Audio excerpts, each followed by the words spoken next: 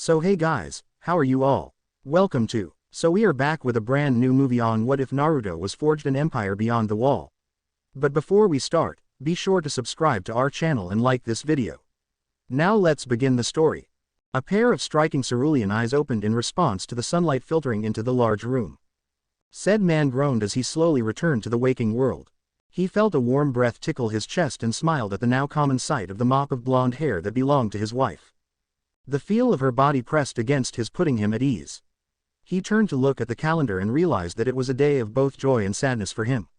He stroked his wife's hair gently as he recalled what had happened to his life in the past 10 years and how much had changed for him, from being an orphan to being one of the most powerful and influential men in the world. 10 years ago he had been banished from the place that he had once called home for doing his job all because the village valued bloodlines over anything else. He remembered that day vividly in his memory. He had brought back the Uchiha after subduing him in their fight at the Valley of the End. Despite his terrible injuries, he managed to trudge back with the Uchiha in tow, and when he got back, he received the hatred of the village as well as his crush for hurting the precious Uchiha. Even his teacher expressed his disdain towards him. All those he thought were his friends looked at him with disgust, and eventually he was banished by the council.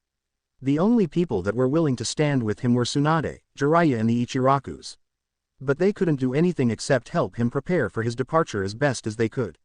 The third had lost most of his power to the council, and the Hokage was now mostly a figurehead. He had decided to travel towards the uncharted lands in the west, over the wall where no shinobi had ever ventured before.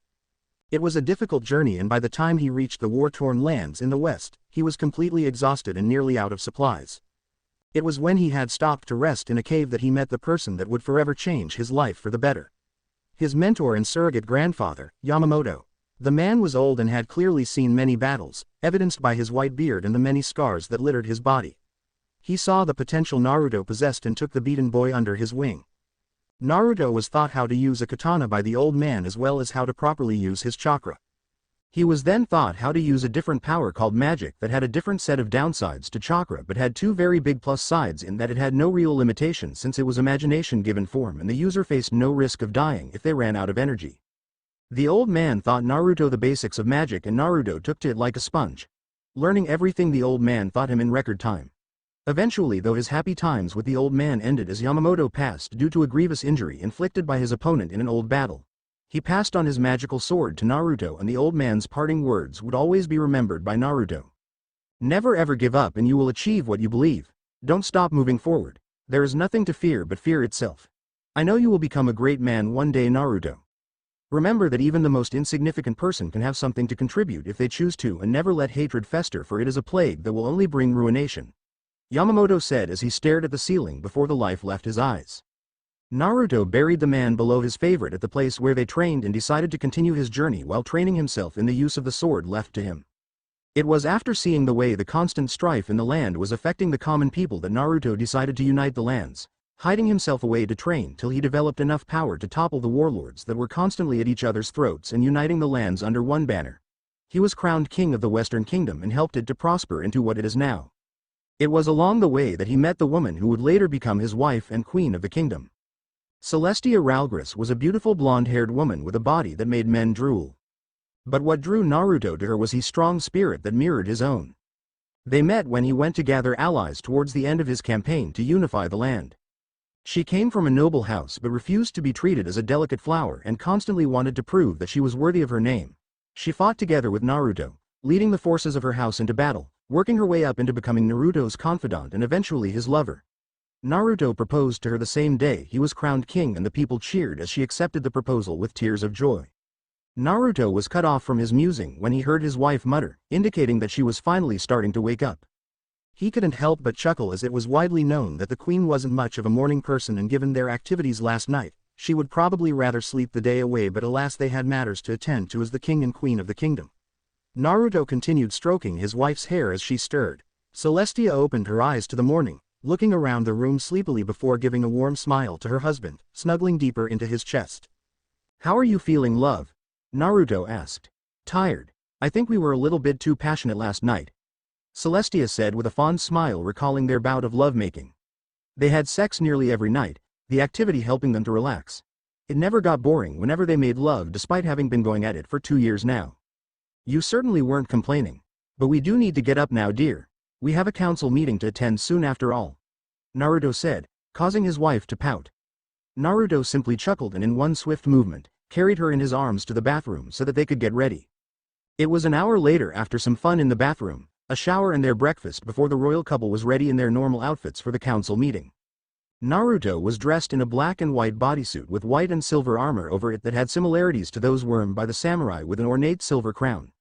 Ryujin Jaka was strapped securely to his waist. He had grown into a fine young man with a compact frame that looked like it was chiseled from stone. His hair seemed as radiant as the sun and held an odd smooth quality to it despite how spiky and untamed it looked. Celestia was dressed in a matching white and black bodysuit that hugged her figure, and over that were pieces of yellow and gold armor as well as a short battle skirt. She had a gold crown that had a similar design to Naruto, and she had her rapier, Lindworm, strapped to her side. The armor was functional yet also served to display her radiant beauty, which was akin to a goddess. Her long golden hair and her beautiful figure were all well protected and tastefully accentuated by her outfit. Once she came out fully dressed, Naruto offered her an arm and they strode out of the room together, greeting the servants that were entering to clean up the room. As they walked through the grand halls of the castle, they were greeted by the various servants. They walked down the main hall till they came upon a set of large ornate doors that had two armored men standing guard. The two men immediately straightened their posture when they saw the royal couple approaching, bowing in respect before opening the doors to reveal a large room. This room was the main throne room as well as the meeting place for the council. There was a large raised platform where there were two thrones, one in silver and one in gold for the king and queen. On the main level there were two long tables that had 5 seats each for the members of the council. The council was made up of 10 members consisting of the lords of the 10 districts. These lords were appointed by Naruto and also served as ministers who helped to create policies for the running of the kingdom. The king and queen still held absolute power as all decisions had to be approved by the king and queen. The king and queen also had certain liberties that Naruto put into place to ensure that the council could never gain too much power. Naruto and Celestia took their seats at their thrones, unclipping their weapons and placing them at their sides so that they would not be required to sit in an awkward position. Naruto took a deep breath before announcing that the council was now in session. In Konoha, Tsunade felt like she needed a few bottles of sake or to send a few people to the hospital in order to deal with the massive headache that was being the Hokage. She was currently in a council meeting where the civilians and shinobi were currently bemoaning their situation while not coming up with a single solution to the problem.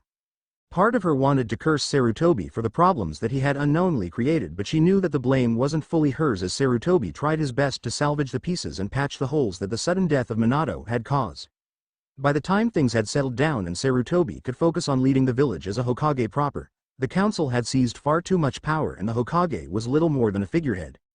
They were currently bemoaning the impending war with the IKO alliance. Iwa, Kumo and Otto had formed an alliance and there was news that they were gearing up for war against Konoha. In the past such a thing would not be so worrying considering Konoha was known to be the strongest hidden village, but much has changed in the past 10 years since arguably the greatest mistake the village has ever made. Konoha was once a prosperous village with great wealth and many allies that would come to their aid, but that hasn't been the case for almost 10 years. The effects of the banishment of Naruto Uzumaki for doing his job was felt quickly and painfully. When their allies got wind of their actions, many were quick to condemn the Leaf, and all the alliances that Naruto had helped to make were broken. Wave, Spring and many other minor countries broke off their trading contracts with the Leaf, choosing to impose increased taxation on goods sold to the Leaf, greatly affecting finances. Suna had decided that they were no longer friendly terms ever since Gaara had become the Kazekage, stating that a village that could go so far as to banish a loyal shinobi could not be trusted not to be a turncoat in the event of war. Konoha had been steadily weakening and Orochimaru had decided that he would finally be able to get rid of the Leaf, hence the impending war. Iwa and Kumo had merely decided to make the most of the opportunity, the enemy of my enemy, as the saying went. Sasuke Uchiha had become even worse ever since he had recovered from the ordeal. His treatment by the village made him think of himself as the most superior being in existence, and he always did as he pleased, rarely if ever listening to any orders with the exception of Danzo and occasionally Kakashi. The council had fast-tracked his promotion and he was now a Junin. They had even handed over every single jutsu to the Uchiha and were even suggesting that he be groomed to be the next Hokage. The very thought made Tsunade blanch as she realized that Konoha was going further and further away from any possibility of redemption. Every single time the council would give out half-cocked suggestions, never being able to fully grasp how weak the Leaf Village had become. They constantly claimed that they had been cursed by the demon and that they had to find it and kill it to rid the course. Tsunade could only roll her eyes at the stupidity of this. Every time she was reminded of Naruto, she sent a silent prayer to every deity out there that the blonde was still alive and doing well wherever he was. We must do something about the coming battle. We must ensure that Konoha remains the strongest hidden village, one civilian counselor shouted out. Have we been able to find the demon? We must quickly locate it and kill it so that we can kill it, another counselor shouted. We have nothing to fear with the power of the Sharingan. The other villages and our former allies are foolish not to acknowledge this fact. The daimyo of Snow should have been more than happy to be married to the Uchiha and have the honor of bearing his children, a fat counselor droned. All of you shut up, Tsunade shouted, finally having enough of the shouting. They quietened down when the table in front of her was turned to splinters in her annoyance. Now we can try and get somewhere with this council meeting. Now the main agenda is how we will deal with the impending war with the IKO alliance. There is no way we can survive this without creating new alliances. All of our previous allies have once again refused to have anything to do with this, but at the very least we can confirm that they are neutral parties in the coming conflict. Tsunade said with a grimace. While it wasn't particularly bad or new news, it still affected everyone greatly. We have to create new alliances then, turn to other avenues for what we need, adapt and weather it out just as the Leaf always has. Danzo said. He still ran Root in secret and he had tried many times to use underhanded means to gain back power for the Leaf, but his track record of success is still zero. The only possible option we have now would be to look outside of the elemental nations. Towards the lands in the west. Everyone in the elemental nations either wants us gone or doesn't want to help us thanks to what happened 10 years ago. If we want to forge new alliances, we must find other places where we do not already have a reputation. Jiraiya suggested, making his presence at the council meeting known as he stood next to Tsunade. But the lands in the west are in a constant state of war, a few of the clan heads shouted out. That was not what I heard lately. My sources tell me that it has been at peace for some time now under a single banner. Who exactly the ruler is I'm not sure since there are very unclear messages. Some say that it is a king of the purest white who wields the power of the sun, and there are some who say that it is a queen as radiant as the sun wielding the power of the storms, Jiraiya said. This helps us greatly. I propose that we send a group of ninja to try and gain an alliance with the Kingdom of the West. If possible, secure a political marriage with the ruler of the land. I propose that we send Sasuke Uchiha to try and seduce the queen if she turns out to be the one in charge. Danzo said. Sasuke smirked at this. I hope she is as beautiful as your sources say, Jiraiya. I will enjoy turning her into my plaything. I also hope she is as powerful as your sources claim. I don't want to have a weak wife, Sasuke said arrogantly. However, we should also make plans in case the ruler turns out to be the king instead. I propose sending my daughter, Sakura Haruno as well. Few men can resist her charm. Ken Haruno suggested. Tsunade could only rub her temples as she knew that this would be a bad idea and backfire severely on the Leaf. Very well, this will be an S-rank mission to be led by Jiraiya. Kakashi, Kiba, Asuma, Lee, Neji and Shikamaru will be going on it as well. Your task is to secure an alliance with the Western Kingdom by any means necessary. You are to leave as soon as possible, Tsunade said, and then the council meeting was adjourned. Back in the West. I'm glad that's over. I was starting to feel like a statue with all the matters that we had to discuss, Naruto said as he stretched out his body while walking down the hallway with Celestia next to him. Celestia could only giggle at how no matter how many years passed her husband was still unable to stay still for long periods of time, having to twitch and move. So what do you think we should do now? We do have the rest of the day today, Celestia asked. Usually Naruto would be the one asking, but he had been in a funk all day, probably due to the significance of the day to him. It just didn't seem right to Celestia that her normally cheerful husband was being a downer. It was probably also due to the fact that they had discussed some matter pertaining to situation in the elemental nations earlier. I'm not that hungry just yet, so how about we have a light spar? We haven't had one in some time and it would help me to loosen up, Naruto said. Oh my, you know that our spars usually get us so hot and bothered that it leads to more pleasurable activities, Celestia said seductively. Well then, I certainly wouldn't mind, Naruto said with a knowing smirk as the royal couple made their way towards their private training grounds. It was a large clearing built into the back of the castle that had only one entry and exit way in order to prevent unwanted intrusion, and only the king, queen as well as the royal guard could use the pathway that lead to the training grounds, as it had many magical protections put into place by Naruto. Naruto lifted out his hand and a small magic circle appeared in front of it, linking up with the array that was already present in the training field as an invisible barrier went up around the training field. This was to keep the damage contained as well as prevent them from scaring the people with their power if they decided to have any serious spars. The barrier was of Naruto's creation and it could hold up to 50% of his power and his wife at her full power, so it was quite a work. Once the field was properly set up, they went to opposite ends, stretching themselves out before taking ready stances, their weapons sheathed but ready to be drawn at a moment's notice. Celestia charged first, in an amazing burst of speed that only the most experienced veterans could see. She was right in front of her husband, her rapier drawn and poised to stab him. Naruto tensed his muscles and raised his still-sheathed katana up to deflect the strike away from his face, quickly creating distance and unsheathing his blade. Still as fast as ever, love. If that was anyone else they might have lost an eye, Naruto joked. Of course you are still amongst the few people who are able to avoid my strikes to this day, dearest husband. Now why don't we really get this spar underway? Celestia said with a smile. The royal couple disappeared from their spots as the only thing that could be seen to the casual observer were flashes of silver and gold together with the sounds of blades clashing. The only telltale signs of the ongoing spar being the various marks to the once pristine land of the training ground. They reappeared once more, their bodies being the only thing visible as they exchanged blows. Their hands were a mere blur as Naruto countered Celestia's rapid thrusts with his speedy slashes. They took turns dictating the pace of the confrontation, the whole time a smile on their faces as the sound of blades clashing rang throughout the training field at changing tempos, almost sounding like a constant beat of metal. Eventually though they stopped and smiled at each other before Naruto quickly pinned his wife to the tree in the corner of the training ground, their weapons forgotten in the center of the now destroyed clearing. So forceful, dear. Celestia said as she shared a passionate kiss with his husband, letting his tongue explore her mouth white, guiding it along with her own. Well then, you don't seem to have ever complained. After all, we've done this for more than 100 times and each time you just like to have me pin you to this tree and take you roughly. Naruto growled into her ear, sending shivers down her spine. I think my body has forgotten all those times. Why don't you remind it and give it exactly what it needs, my handsome stud of a king? Celestia purred into his ear. It didn't take long for any clothing that got in the way of their passionate union to be discarded and the two to become a tangle of limbs under the tree as sounds of pleasure filled the training ground. Celestia's eyes fluttered open as she purred in contentment. She felt a soreness in between her legs, then reminded that her husband had literally screwed her into a coma thanks in part to her goading. She looked up to see the smiling face of her husband as he stroked her hair, realizing that her head was currently resting on his lap. Are you finally awake, love? Naruto asked as he shifted from stroking his wife's hair to gently touching her cheek. Not really. I can't exactly feel my legs right now, Celestia said dryly. Naruto simply smiled and chuckled at her.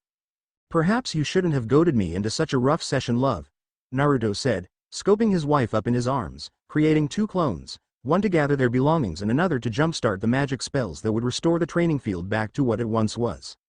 Where are we going, dear? Celestia asked sleepily.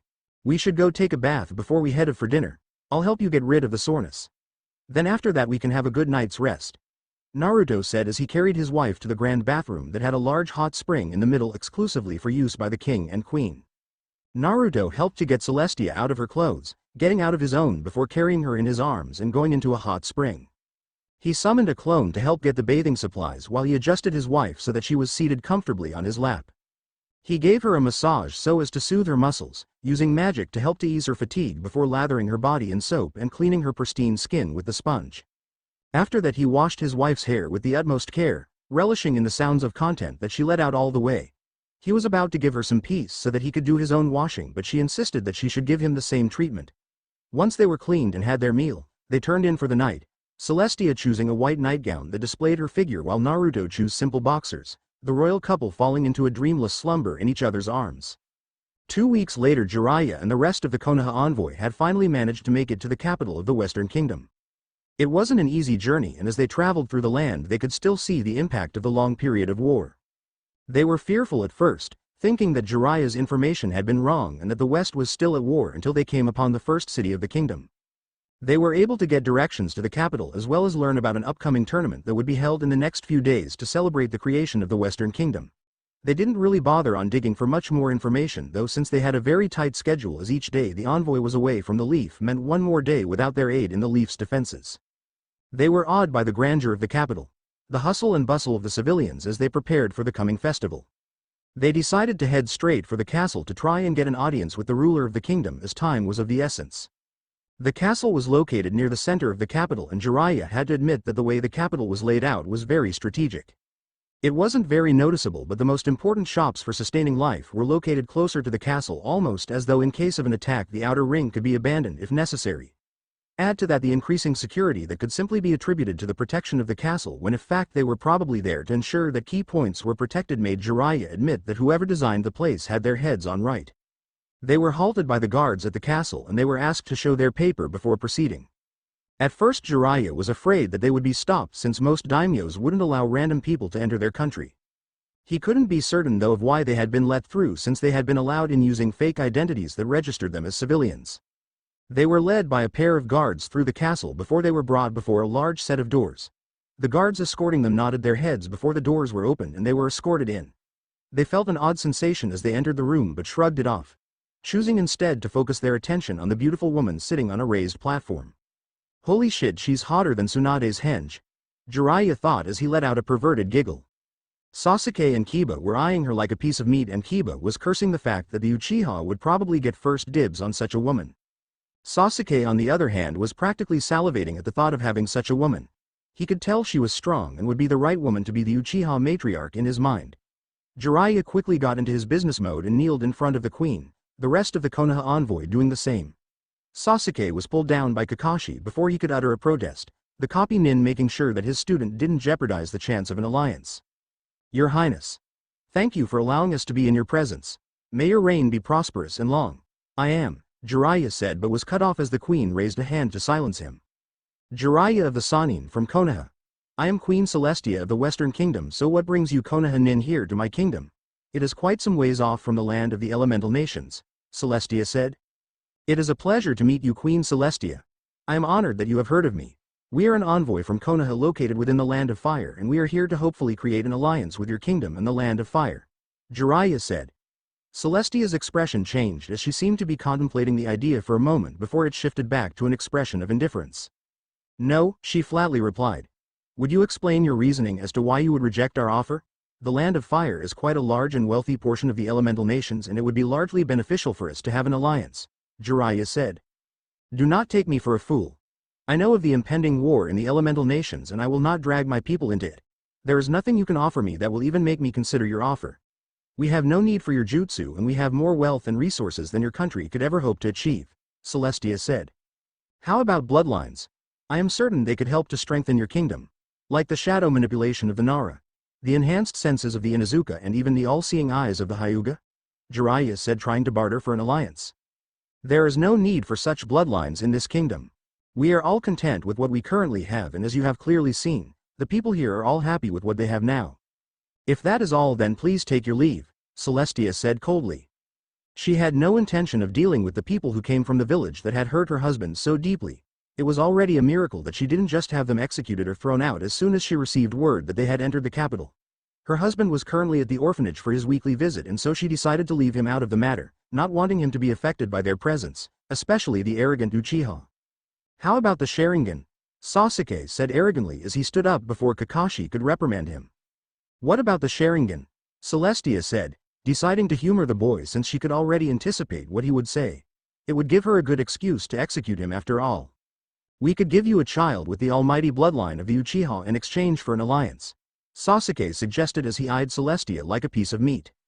Judging by your look it seems like you want me to be the one to bear that child, Celestia said dryly. Of course. You are the only woman worthy to bear an Uchiha child. Think about it, my almighty eyes with your royal blood. It would give you a strong heir for the future. I'm sure I can satisfy you than whoever you are currently with considering he isn't even around to greet us. Sasuke proposed with a smirk. With this he could get the woman in bed and make her his slave. Once he got tired of her, he could simply make it look like she had an accident and then use the power of the West to conquer the East, giving the Uchiha their rightful place as rulers of the world. Sasuke was so caught up in his dreaming that he did not notice the look of pure fury on the queen's face. Before he knew it, he was knocked back into the wall by the queen who had moved far too quickly for any of the leaf nin to catch. How dare you? Guards! Seize them! Celestia growled out. The Konoha envoys suddenly found themselves pinned by several swords which were held at their vital points while Sasuke was being restrained by 2 guards. I should kill you where you stand, my body, mind and soul belong to only one man and he is the only man whose child I will carry. That man is the king of the Western Empire and my husband. If he was here to hear you say these things you would have been turned to ash where you stood. Celestia growled out as the Konoha nin felt a heavy pressure. No way, this aura, it's insane. It's even worse than what Sarutobi-sensei was capable of in his prime, Jiraiya thought. Don't bother trying to use anything that requires chakra here. As soon as you walked in, your chakra had been sealed off and will continue to be sealed off while you stay within this room. Celestia said in response to Sasuke's confusion at being unable to activate his Sharingan. The doors flew open and in walked a regal-looking man with blonde hair garbed in the purest-looking armor. But what shocked the Konoha envoy the most was the whisker marks. Naruto. You're the king of the Western Kingdom? Jiraiya said in shock. You seem to be having a problem with dealing with these people. While I do appreciate the gesture, I think it is more appropriate if a king and queen were to greet the envoy. No. Why don't you fill me in on what has been said thus far? Naruto said as he walked up to the queen and gave her a kiss before pulling her back to sit on their thrones, where she proceeded to fill her husband in on what had been said thus far. Differing thoughts were going through the heads of the various members of the Konoha envoy. Naruto is the king of the West.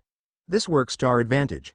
We can use his love for Konoha against him and maybe even get him to give up his position to Sasuke, Kakashi thought. No way the Dobi gets that hot piece of ass to tap whenever he wants to, Kiba growled out in his mind. Well, I guess this works. I can use Naruto's crush on me to get him to dump the blonde whore and the leaf will gain control of the Western Kingdom. Sasuke can use that blonde whore for a while and once I'm done stringing Naruto along, we can dispose of the two of them and be together as it should be. Thought Sakura as her unstable mind kept making her picture her ideal fantasy with Sasuke. Naruto's expression changed from one of indifference to one of interest before it changed into an expression of pure rage, and Jiraiya could roughly guess what he was reacting to. Before the Konoha envoy could even blink, Sasuke was sent crashing into the ground, leaving a large crater as well as splattering blood everywhere. Naruto made a simple gesture and the guards lifted Sasuke up once more, showing his bloody nose. How dare you speak to my wife, the queen of this land, in such a way? I should have you executed, Naruto growled out angrily. I am an Uchiha. An elite. She should be honored to be asked to bear my children. I am much more worthy of her than you are. Sasuke retorted arrogantly. I would be careful if I were you, Uchiha. You are on thin ice already, and here you are nothing but an ant that I could squash at any time. Naruto said as the envoy felt the temperature in the room rise. This is insane. His power is double that of what the queen was letting out earlier, Jiraiya thought. I will repeat what my wife's reply once more, we do not wish to ally ourselves with the leaf. I will not have my people participate in a war that does not involve them, Naruto said as he took his seat once more. But Naruto, you can't leave the leaf to die. It's your home. What about becoming Hokage? Kakashi questioned. What about it? I was banished, so that title is out of my reach. Besides, I have my own responsibilities now. And Kakashi, my father would be disappointed in you. I see no reason to speak to someone who is worse than trash, Naruto said. Naruto, you know. But what about the Akatsuki? They will come for your Biju eventually. The only ones left are you and the Eight Tails. Also they have an army of weird plant men, Jiraiya pleaded. Akatsuki are not a threat to me and their plans will never see the light of day as the Kyuubi is out everyone's reach now. I have sent it away where it can no longer be used by anyone as a weapon ever again. Should Akatsuki come and threaten my kingdom, then I will dispose of them with my own means, Naruto responded. What did you do to the Kyuubi? It is property of Konoha. You had no right to do anything to it. In fact, you should be begging us to let you come back and be our weapon. Kakashi growled out, but neither the king nor the queen were paying him any mind. There is a tournament coming up in a few days. If you can win it, then we can discuss this idea of an alliance once more. If not, well, you can be guaranteed a fast trip back to Konoha, Naruto said, and with a wave of his hand, the guards escorted the leaf envoy out. Mark my words, Dobi. I will win this tournament and then take all you have. I'll make sure to break your wife. She will make a good little pet to revive the Uchiha clan. Enjoy what you have while you still can. Sasuke shouted out as the doors slammed closed and the leaf envoy were brought to their accommodations. Naruto sighed and slumped deeper into the chair. He closed his eyes for a moment, then felt his body get pulled into the warm embrace of his wife, taking comfort as he lay his head against her bosom. Why can't they leave me alone? I don't want to abandon them, Celestia. There are still people I care about like Tsunade, Jiraiya and a few others. But the rest? They wish to take what I have. I will not ever put you or our people at risk, Naruto said. I know it was hard for you, dear. But I will always be with you, whether you are a king, a killer or a pauper. We are together till death do us part, did we not swear that to each other? Celestia said, comforting her husband. What would I ever do without you, my love? Naruto said with a chuckle, tilting his head up to give a chaste kiss to his wife. Probably ignoring important clauses and creating half-baked laws that would backfire at you. But why don't you let your wife take care of all of your tension? Celestia said as a magic circle appeared below them and they disappeared in a golden glow. Naruto content to let his wife soothe his worries. Are you really sure about this, dear? This is the first time you have participated in the tournament since the kingdom's formation, and it has been a good 2 years since anyone has seen you really fight. Celestia said, worried as she sat at her dresser and was combing her hair. Naruto simply chuckled at his wife's worry and walked over to her, taking the brush from her hands and resuming the grooming of her lustrous blonde locks. It is the only way to do this. Konoha needs to understand that I am not to be trifled with, and what better way than to send their precious, almighty, Uchiha back to them broken? Naruto said with a scoff at the end as he continued to brush his wife's hair. I'm worried. What if something bad happens? What if they are a threat to the people? I do not want to drag our people into a war again. Seeing all the children so happy and everyone able to live their lives not having to fear that they might not see tomorrow, I do not want them to lose that. Celestia said as she grabbed her husband's hand and pressed it against her cheek. That will not happen. I will make sure of that. Now I think you should hurry and get dressed. It's almost time for the tournament after all. I'm sure that the people will be pleasantly surprised to have the 4 Grand Generals participating in the tournament. It is after all rare to see one of them, let alone all 4 together. Naruto said with a chuckle as he helped his wife stand and get dressed in her usual armor, his hand ghosting across certain parts of her body longer than they should, causing her to pout at his teasing. Stop that, you tease, or we won't be able to go to the tournament on time. Don't you think it's a little unfair to the Konoha envoy? I get that you want to show them that we are not to be trifled with, but all 4 of the Grand Generals of the kingdom. Celestia said as she finished getting ready, walking hand in hand with Naruto to the stadium where the tournament would be held. The only way to reason with the idiots on the council in Konoha is through excessiveness, Naruto said as they waited at the walkway to the royal box for the announcer to welcome them. While Naruto wasn't really a big fan of ceremonies or whatnot, but Celestia drilled into his head that it was part and parcel of being a leader. Naruto, when you fight the Uchiha, I want you to end the battle quickly. I don't want you to give him any chances. End swiftly, my dear husband. I will not take any risks that they won't try anything. The kingdom cannot afford to be without its king, and I refuse to even entertain the idea of any harm coming to you. Is that understood? This fight is important in helping you overcome your past, but I don't want anything bad to happen to you. Is that clear? Celestia said seriously as she placed her hands on Naruto's face and pulled his head close to hers, pressing their foreheads together. I understand, and I will do my best to adhere to your wishes, love. But I will promise you this at the very least, I will return safe in your arms once my match has ended. Naruto said, giving his wife a kiss, just as the announcer finished their welcome speech. And now presenting the royal couple of the Western Kingdom, the Flaming King, Naruto Uzumaki, and his wife, the Lightning Queen, Celestia Uzumaki. The announcer shouted. The crowd went into a frenzy as the royal couple walked out to the royal box, giving waves to the people before sharing a very public kiss, much to the crowd's delight before they took their seats. Once again, welcome one and all to the biannual Tournament of Champions, where selected warriors from all across the kingdom are invited to participate by the king for a prize money that values at over 1 million gold coins. Today we have a special treat as there are participants from Konoha all the way from the elemental nations. From the village hidden in the leaves we have Rock Lee, Kiba Inzuka, Neji Hyuga, and Sasuke Uchiha. The announcer said, and the 4-leaf nin walked out. Lee was his usual joyful self, while the other 3 had arrogant expressions on their faces, only to be greeted by disapproval from the crowd, who knew how their king had been treated for doing his job. The one who received the worst reception was of course Sasuke Uchiha. Naruto was touched by the actions of his people but raised his hands to stop the jeering so that the announcer could continue. There is a special treat today as we have all 4 of the Grand Generals here today. That's right folks, the 4 strongest people in the whole kingdom next to the king and queen, the leader of our kingdom's forces who answer only to the royal couple. Give a round of applause for the Grand Generals. The announcer said as 4 people walked into the arena, 3 males and 1 female. The males were all wearing black shiakushos with a white haori over that, with one of them having a kimono with flowery designs on it. The woman was dressed in a similar haori, but underneath that was a black garment that was backless and didn't cover her shoulders. First off we have the Grand General that holds the title of Lucifer with his cool looks and even cooler powers. Give it up for Toshiro Hitsugaya. The announcer said as he pointed to a handsome young man with silver hair that had a katana strapped to his back. The man smiled at the crowd before leveling a glare at the Uchiha. Up next we have the man with a plan, the one in charge of research and development for the whole kingdom. Give it up for the Beelzebub, Kazuki Urahara.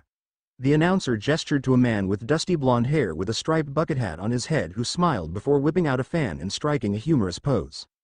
We have the Leviathan, one of the few people who can make our queen fight at her true speed and the fastest fists of the West, Yoruichi Shiwan.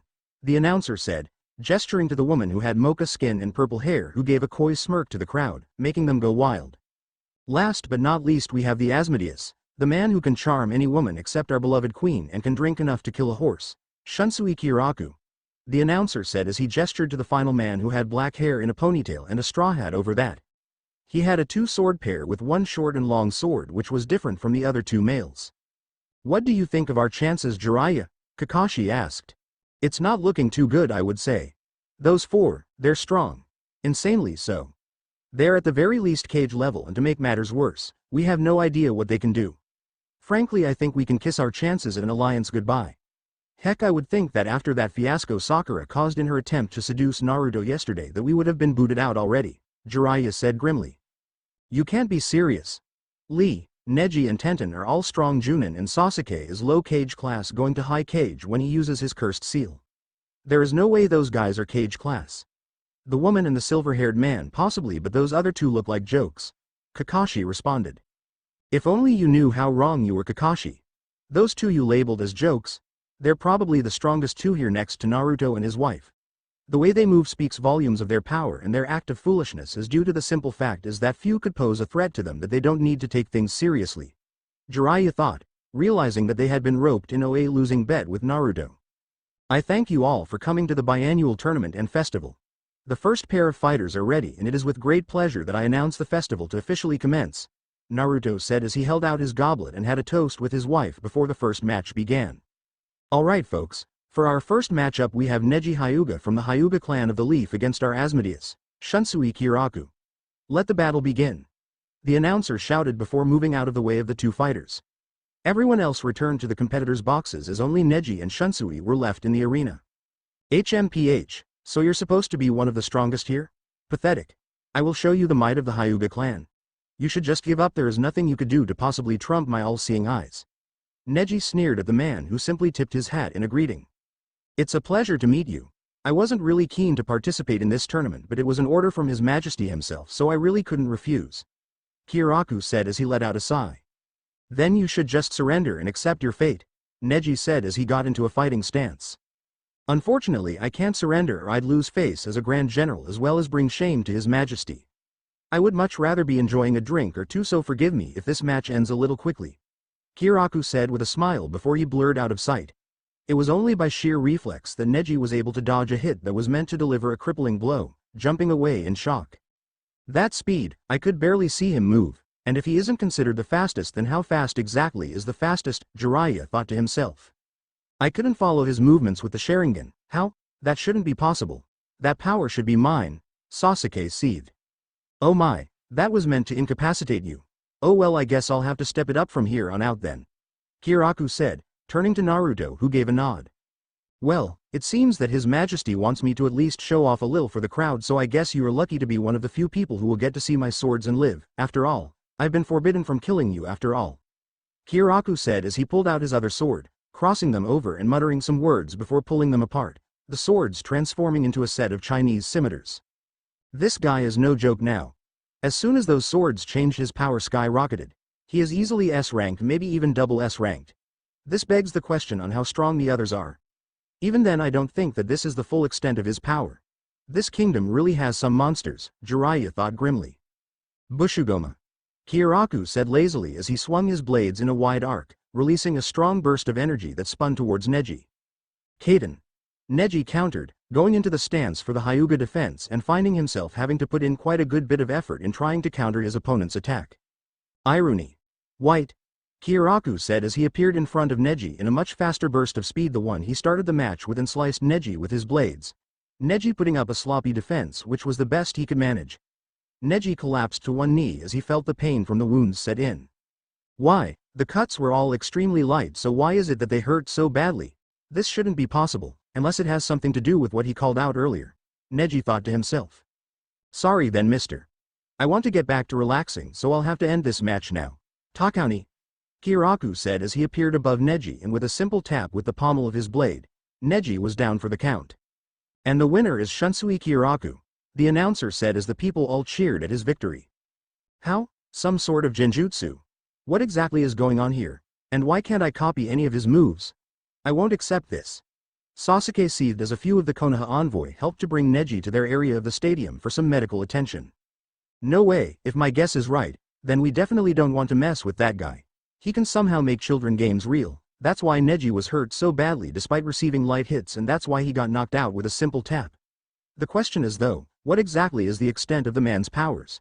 Jiraiya thought to himself while beside him Kakashi was seething at how his Sharingan couldn't follow or copy anything. Now for the next match we have Kazuki Urahara, head of research and development as well as the Grand General who holds the title of Beelzebub.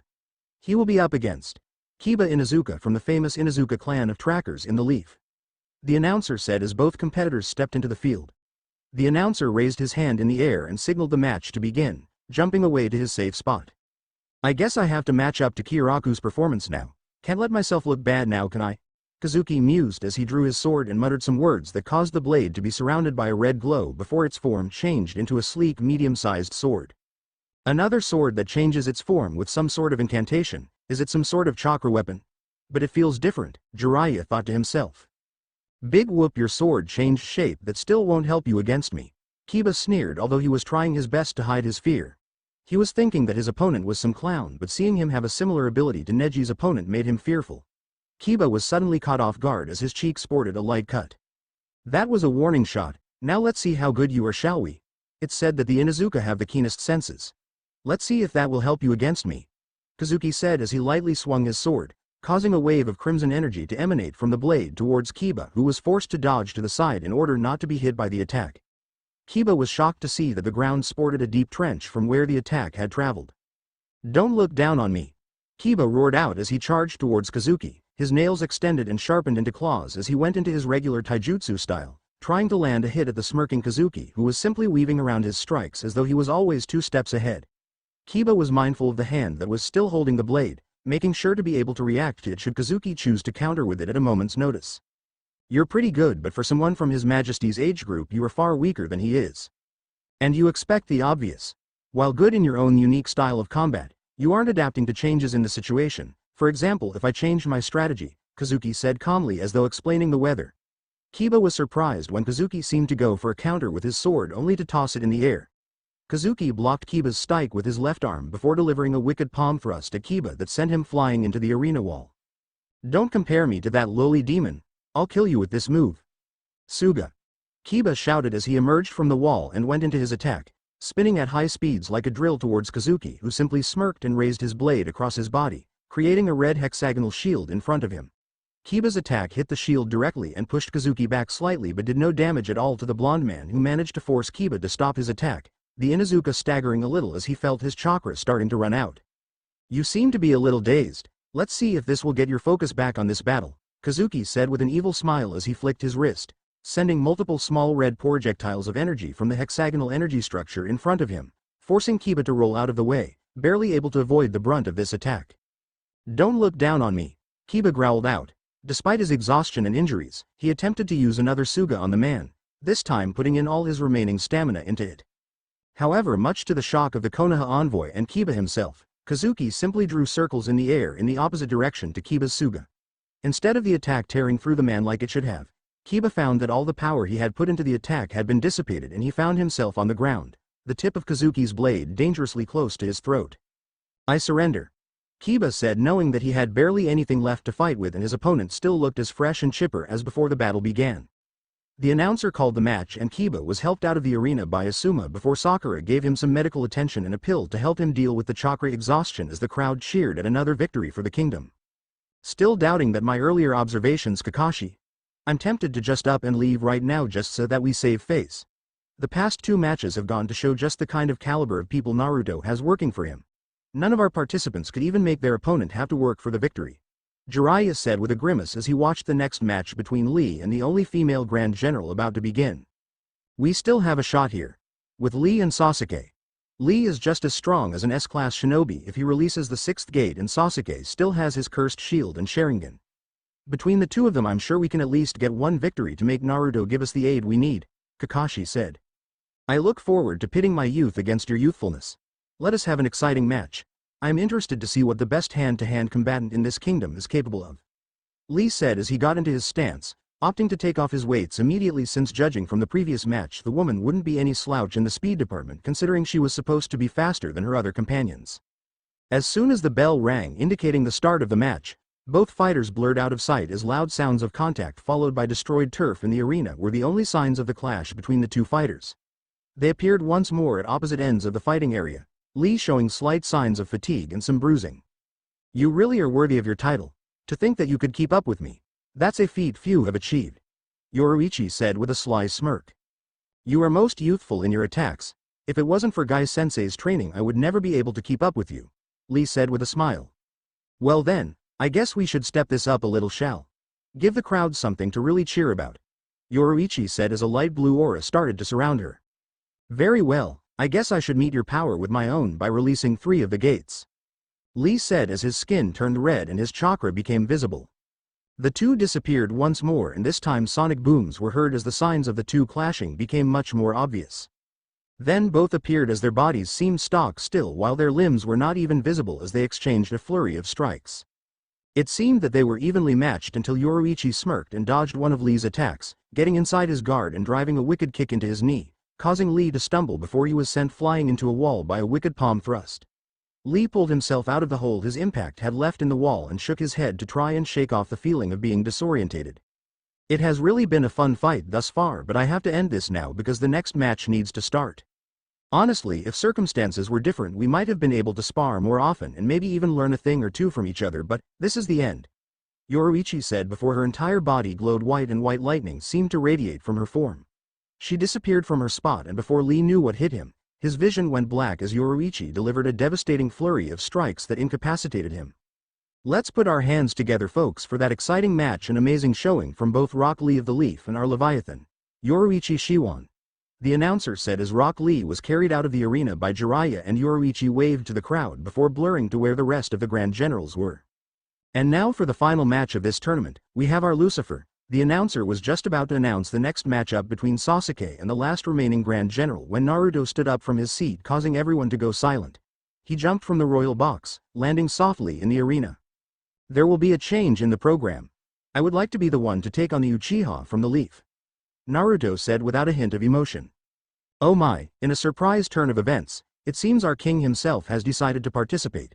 That's right folks, we are all in for a great treat as our king who hasn't been seen in a public battle since the formation of the Grand Generals, is now going to battle with Sasuke Uchiha from the Leaf," the announcer said to the roaring approval of the crowds. "What's the matter Dobi? Afraid I would beat your 4 strongest people in the kingdom? It doesn't matter. I'll make sure to humiliate you in front of everyone then I'll enjoy showing your wife a true king. I'm sure she'll get around to me eventually," Sasuke said with an arrogant smirk before he felt a huge wave of killing intent coming from the crowd calling for his head for how he spoke about their king and queen. "Oh no, I do not doubt that any of my Grand Generals could have taken you out. Your curse seal and Sharingan wouldn't have made any difference against them. No, the reason why I am in this arena today is to pay you back for the way you talked to my wife who happens to be the queen of this kingdom. I will make sure that you feel the consequence of every single action that you have taken in this kingdom," Naruto said, his gold eyes greatly disturbing Jiraiya. "My boy, just what have you gone through to have eyes like that? What would your mother and father think about everything we have done to you and what you've been through?" Jiraiya thought to himself. The announcer signaled the match to begin and quickly leapt away from his spot. Before anyone could even blink, Sasuke Uchiha was sent into the ground by a hit that left an impression of him in the ground. "Get up Uchiha. That was only one hit. I promise you that there is more of that coming for you," Naruto said coldly. Sasuke got up of the ground, and if looks could kill Naruto would be nothing but ash as the Uchiha tried to glare menacingly at the blonde with his Sharingan. "Try this then Dobi. Kaden. Gukakyu no Jutsu," Sasuke shouted as he jumped into the air, rapidly running through hand seals before spitting out a large ball of fire. The ball of fire hit the spot where Naruto was and engulfed it in flames. Holy shit, did he just kill Naruto? This could cause an international conflict, Jiraiya thought worriedly. "Don't think you've won just yet Sasuke. You see, fire has no effect on me at all," Naruto said as he calmly stood in the middle of the flames with no sign of injury at all. That shouldn't even be possible. He was hit straight on and even someone like Jiraiya would be slightly injured in his sage mode, Kakashi thought in alarm. "Like I would believe that, there is no such thing as fire having completely no effect on you at all. I just need to use stronger flames, that's all. Kaden. Karyu Enden." Sasuke shouted as he went through hand signs and inhaled a larger amount of air before exhaling an even hotter and greater amount of fire than before. This time though, rather than take the attack straight on, Naruto simply stretched out his arm towards the oncoming fire dragon. The Konoha envoy were shocked beyond words as the fire seemed to coalesce in his hand, turning into a small sphere before Naruto simply crushed it. Foolish Uchiha. Fire is my domain. I wield absolute control over any form of fire in existence. There is no way your pitiful attempts at trying to burn me with your flames will yield any results. Naruto said. Sasuke gritted his teeth and proceeded to draw his katana from its sheath on his back. Fine then, if fire doesn't work then I'll just use something else instead. Sasuke said, charging with his sword poised to cut off Naruto's head while his Sharingan blazed in fury at Naruto. Naruto simply remained calm and was utterly bored at how slow Sasuke was to him, using his thumb to push his sword slightly out of his sheath. Just as Sasuke was about to strike him, Naruto drew his blade in one swift movement, parrying the strike and directing so that Sasuke was left off balance before kicking him into a wall.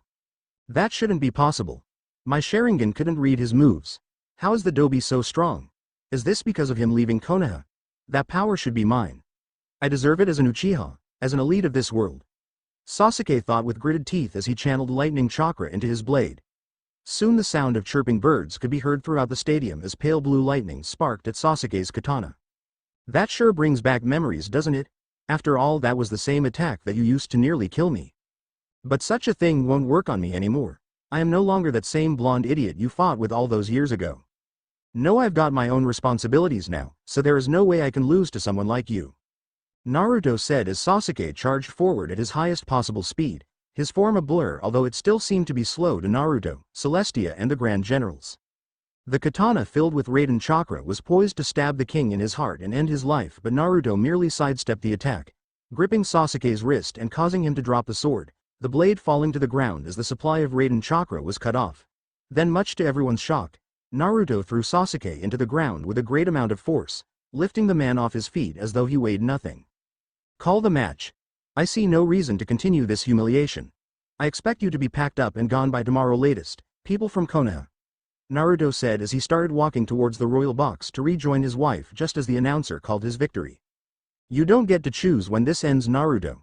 This ends when you are dead on the ground and your power and everything you hold dear is mine. Sasuke shouted in a crazed voice as he was in his cursed seal form, black lightning concentrated on his hand. He dashed forward at much higher speeds in an attempt to kill Naruto. I have tolerated you for long enough. Naruto said as Sasuke suddenly found himself encased in a pyramid of energy made up of odd-looking runes. I will have nothing to do with the leaf and its people can burn for all I care, Naruto said as he raised his hand at the Konoha envoy, trapping them in a similar energy pyramid as Sasuke. But you Uchiha have annoyed me for the last time. Killing you would be merciful, so I will take away that which you pride yourself most on, Naruto said as Sasuke suddenly shut his eyes and screamed in pain. Stop hurting Sasuke. He is the last loyal Uchiha and should be treated as such, Sakura shouted. Naruto, stop this. This isn't you. These people in this place has turned you into a monster. You should come back to us. Come back to me. Hinata pleaded, trying to convince the blonde that his place was with her, not with the blonde harlot that claimed to love him. After all, she knew everything there was to know about him. Who could be a better match for the blonde than her? You delude yourself. All of Konoha is deluded. You can continue kissing the Uchiha's ass for all I care. I have taken away his Sharingan and he will not be able to pass it on either. And I am a happily married man, Hinata. Despite what you think, I would never forsake Celestia, Naruto said coldly. You can't do that. The Sharingan is property of Konoha. You have no right to take it away, demon. You will pay for this, Kakashi shouted before he went through the same thing and found that his Sharingan had become a normal eye. Please, Naruto, without the Sharingan Konoha will be severely crippled in the coming war, Jiraiya pleaded. They were already weakened as is. They couldn't afford any more losses. As I said before, I don't care what happens to Konoha. Besides, you guys are done for anyway. All I'm doing is speeding up the process. Although I will reconsider this if Konoha is willing to give me what is rightfully mine from the start, then maybe I will consider returning the Sharingan for what little good it will do, Naruto said before the two pyramids of energy glowed brighter and the Konoha envoy disappeared. Seeing as the matter was dealt with, Naruto turned to address his subjects. Please everyone, enjoy yourself on this merry day. Do not let that little sour event dampen the celebrations, Naruto said before he disappeared. Celestia noticed how he seemed to be in turmoil and so went after him. Eventually she found him lying under the tree in their private gardens looking into the skies deep in thought. Celestia smiled at him lovingly before taking a seat and pulling his head into her lap, gently using one hand to play with his hair while the other hand gently caressed his cheek.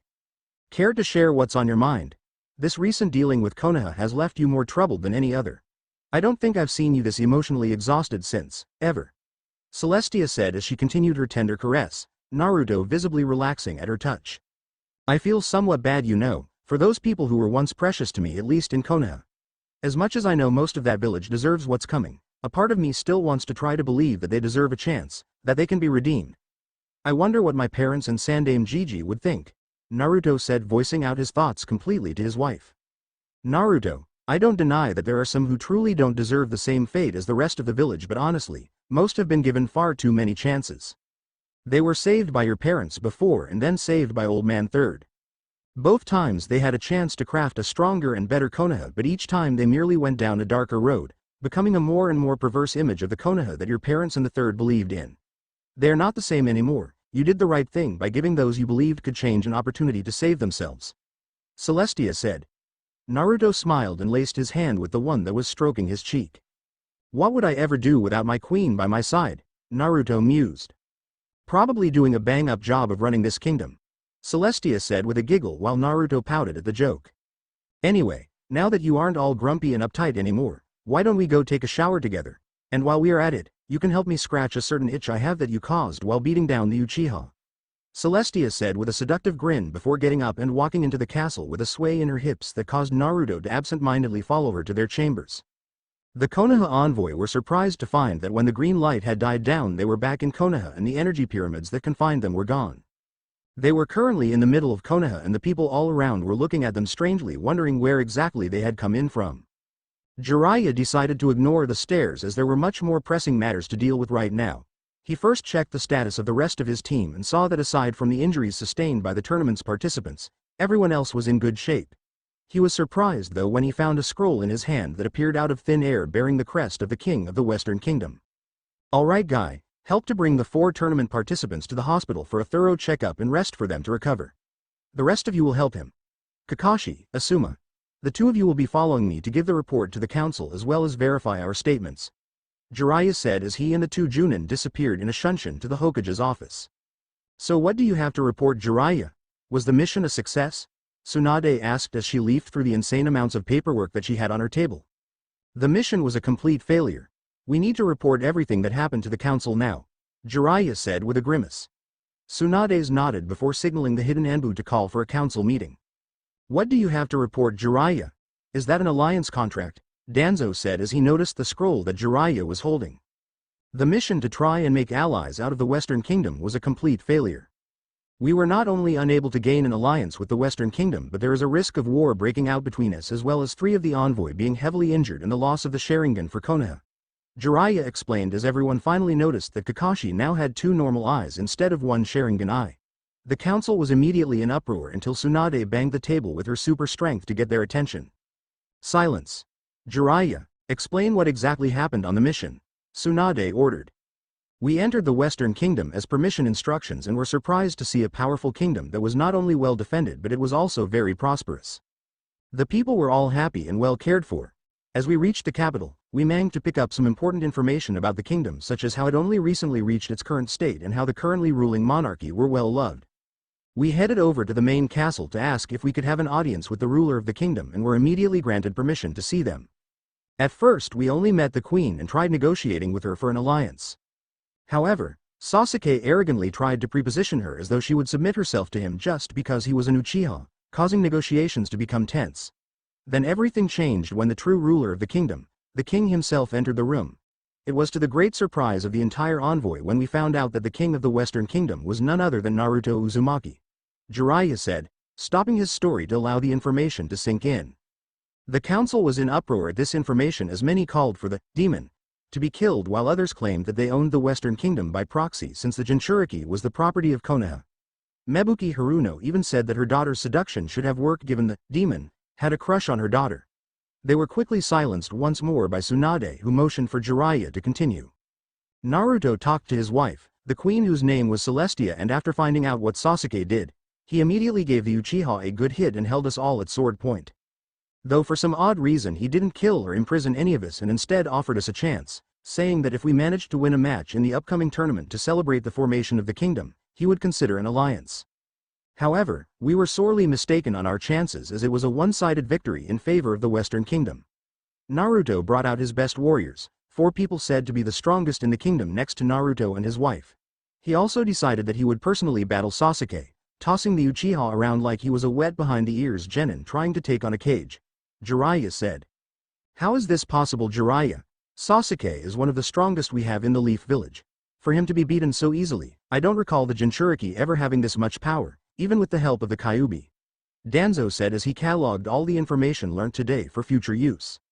He isn't the same orange-loving kid that left the village 10 years ago. He's stronger now. Much stronger. I didn't even detect a trace of the Kyuubi's power on him, and yet his power was at least 4 times what Sarutobi-sensei could produce in his prime. I think it is best if I show you what exactly we are up against. Inoichi, if you would. Jiraiya said. Inoichi nodded and proceeded to link everyone's minds together so they could see what Jiraiya had seen in the Western Kingdom. This power shouldn't belong to the demon. It should belong to Uchiha-sama. We should go and demand that everything be handed over to Uchiha-sama as is his right. The demon brat should be honored that his wife be chosen to become the Uchiha matriarch, one of the civilian council members claimed. Well then you are more than willing to try and convince Naruto. I've seen what they are capable of there and I for one have no reason to risk my life anymore. Also we are all forgetting one important detail. Jiraiya said as he held out the scroll and the images stopped being shown to everyone in the room. And what would that be, Jiraiya? I presume that it pertains to the scroll you are holding, Danzo said. Naruto has used some odd sealing technique in order to take away the Sharingan from Konoha. Both Sasuke and Kakashi have lost the ability to use theirs, and he has also said that the Sharingan can no longer be passed down so long as he doesn't release the seal. I have tried looking but there has been no evidence of a seal placed on either of them, so there is no way I can reverse the technique. Inside here are his demands before he will release the technique. Jiraiya said as he unfurled the scroll and passed it to Tsunade. He demands that we return all of the belongings that are rightfully his. This includes everything that rightfully belonged to the Uzumaki and was shared with the Senju due to the marriage between Mito Uzumaki and the first Hokage, as well as anything that belonged to his mother, Kushina Uzumaki. In addition, he wants everything that belongs to his father. Tsunade read out as he looked to Jiraiya for confirmation. While the belongings of the Uzumaki clan are something we cannot easily let go of, I am certain that whatever belonged to the demon's no-name father can be easily handed over. Who exactly is his father, Tsunade? The head of the civilian council asked. There was no way the Yondaime could have asked any other parent to give up their child if he wasn't willing to give up his own. Naruto is the son of the Yondaime Hokage. He is the heir of Minato Namikaze's legacy. Jiraiya answered as the council was in uproar once more. I don't understand how none of you fools could see it. He looked so similar to Minato. I mean blonde hair and blue eyes? Shikaku said. We need to bring him back to the village and apologize for all our wrongs. We must bring the Namikaze heir back. He can win the war for us. Surely he loves the leaf as much as his father did, the civilian councilors said. Fat chance. With all that we put Naruto through, I don't think he would spare a thought about us. In fact, if he could he would most likely destroy us himself. But I think he doesn't want to destroy the village that his parents gave their lives to save. I would think that Minato and Kushina would probably be rolling in their graves knowing what you put their son through, Shikaku said. This scroll says that if we wish to adhere to the demands and have the capabilities of the Sharingan returned to us, then we are to prepare all that is to be surrendered and meet him at Tanzaku-gai in 10 days, where the handover will take place and the capabilities of the Sharingan will be returned to us. Tsunade said, reading the terms of the contract before going on to discuss their next action with the council. You will not be getting your way if I have anything to say about it, Naruto Uzumaki. I will make sure that you become a strong warrior for the leaf and everything you have is put to strengthening the leaf. The riches of your kingdom will be used to rebuild this village and your army will make us the most feared of the shinobi villages. I will make sure your wife gives us many children that possess her powers, and once the 2 of you have outlived your use, well, accidents can happen after all, the roots will do whatever it takes to hold up the great tree. Danzo thought to himself as he started plotting on how to gain control of the situation. The end.